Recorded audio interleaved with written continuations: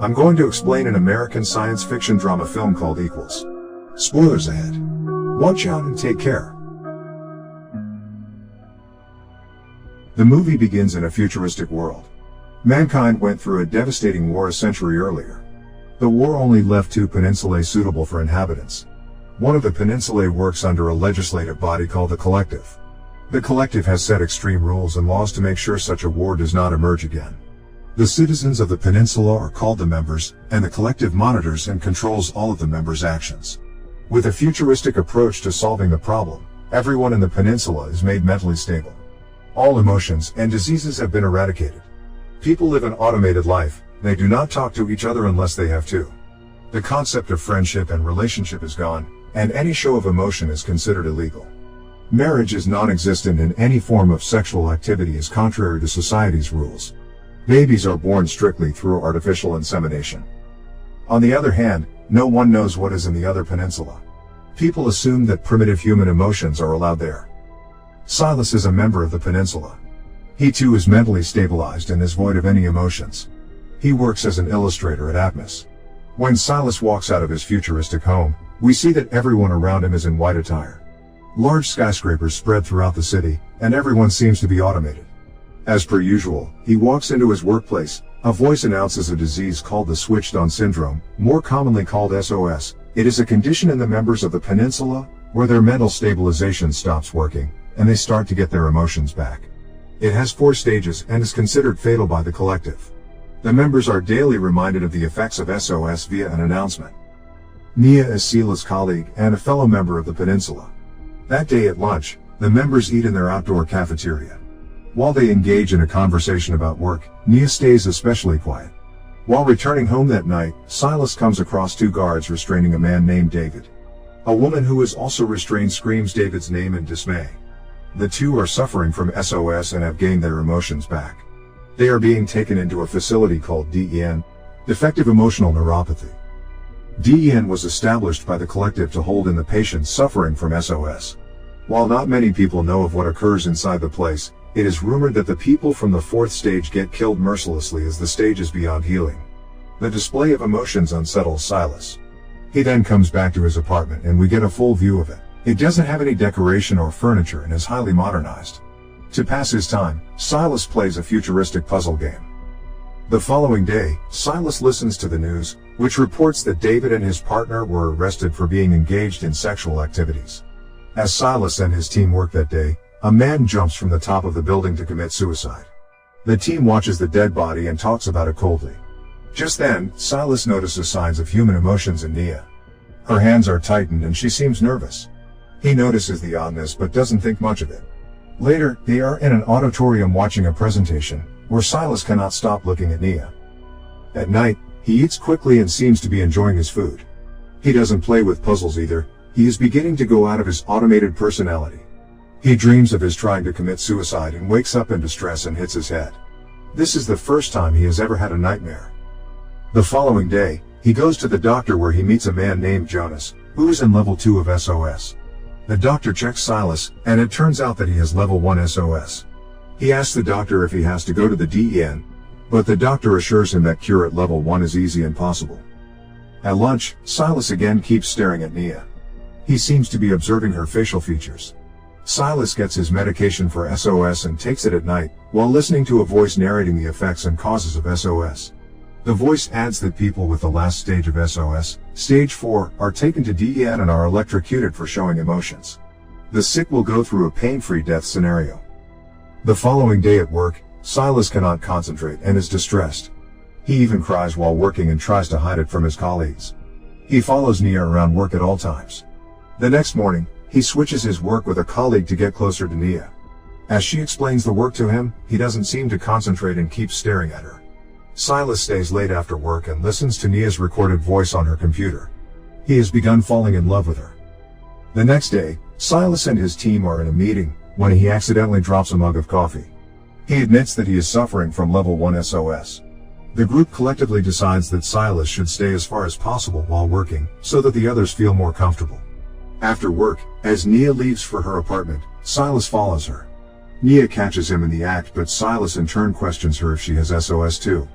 He tells her about him noticing her demure change when the guy committed suicide that week. Nia insists she is fine and leaves. The following day at work, Silas stays as far as possible from everyone, but doesn't stop looking at Nia. The two act like the conversation yesterday never happened. Both of them work late that day. Nia goes to the bathroom and Silas follows her.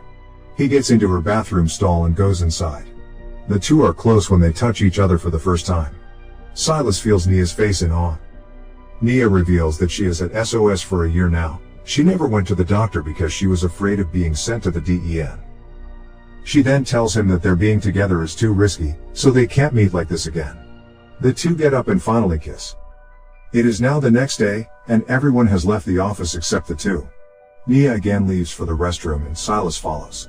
The two hold on to each other, but are too afraid to move on with the relationship. They kiss again. From the following day, they start sneaking into the restroom every day. They laugh, talk, and kiss. The two are falling in love. One day, Admas's manager, Leonard, comes into the restroom while the two are together. Nia stays hidden while Silas goes out and talks to him. As it turns out, someone had reported Silas's strange behavior to Leonard. He warns Silas of the consequences of sneaking around, and leaves. The two talk on their way back home, and Silas tells her that he will look for another job to not get caught, so the next day, Silas resigns from his job. A man named Dominic replaces him as Silas gets a new job at a nursery. At night, while picking up medicines, Silas meets Jonas again. The two talk for a while and Jonas reveals that he is a part of a support group with people who are suffering from SOS. He offers to help Silas if he needs it. Soon, Silas visits the support group and meets its members, namely Bess, Peter, Thomas Gill, Max, and Alice. There, he finds out that half the patients brought to DEN commit suicide as the staff encourages them. Some even watch them kill themselves. As opposed to electro-restraints, suicide seems more preferable to everyone. Silas is shocked. Later that night, Nia knocks on his door. He brings her inside and she breaks down crying. She had missed him too much. One thing leads to another and the two end up having sex. From the following day, the two meet every night at Silas's apartment. Silas has completely stopped taking his medication. The two are beyond happy with their lifestyle. That is until one morning, they hear the announcement that a medication to treat SOS has been made. The announcer suggests everyone who has been diagnosed with SOS to take the medicine. SOS of any level can be treated with it. Scared that they will not be able to feel anymore, Silas and Nia go to the support group. They have decided to run away to the other peninsula. Bess tells them that it is not a good idea, but they have made their decision. They decide to leave in 3 days with Jonas's help. However, Nia gets a conception call from the collective. They want her to artificially bear a child. If the doctor checks her blood results, they will diagnose her with SOS. Scared, she tells this to Silas, who asks her to meet him at the clinic after her appointment. At the clinic, the doctor informs Nia that she is pregnant. Silas sees 2 guards taking her away, but he cannot do anything. They take her to DEN. Silas frantically asks Jonas for help, who tells him to go home and wait for a couple of hours. Bess, who is also a worker at DEN, frees Nia and takes her to the rest of the support group. They make her dress up as fast as she can. Bess then explains to her that a patient named Eva had killed herself last night. Bess has changed her records to Nia's. So now Nia can live freely as Eva. Nia runs away to Silas's apartment but is surprised when she doesn't find him there. Meanwhile, Silas is at work where it is announced in the news that Max had reported Bess, Jonas, and Gilead. So now, all 3 of them were cured and void of emotions. He then runs to DEN's headquarters and asks a worker about Nia. He informs him of her death. Silas is devastated. He goes blank and starts having a panic attack. Nia goes searching for him when he doesn't return back to the apartment. Meanwhile, Silas climbs on top of Atmas's building to commit suicide. As he is about to jump, he changes his decision. When he gets back to his apartment, he is greeted by a worried Nia. She immediately notices the mark on his neck. Silas has been cured of SOS. Nia asks him why he did that, to which he replies that he thought she was dead. The cure only takes effect in 6 hours, so he only has 1 more hour before his emotions go away. Nia is still pregnant, so she asks Silas to fight the cure. The two still decide to go through the plan to run away. The next morning, Silas remembers that he loved her but doesn't feel it anymore. He tells her to get dressed to go to the train as they had decided. In the train, Nia is disappointed, as Silas sits 2 seats away from her.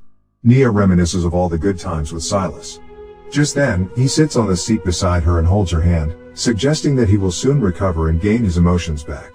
Subscribe for more videos like this, turn on notifications, and leave a like to help the channel out. Thank you for watching.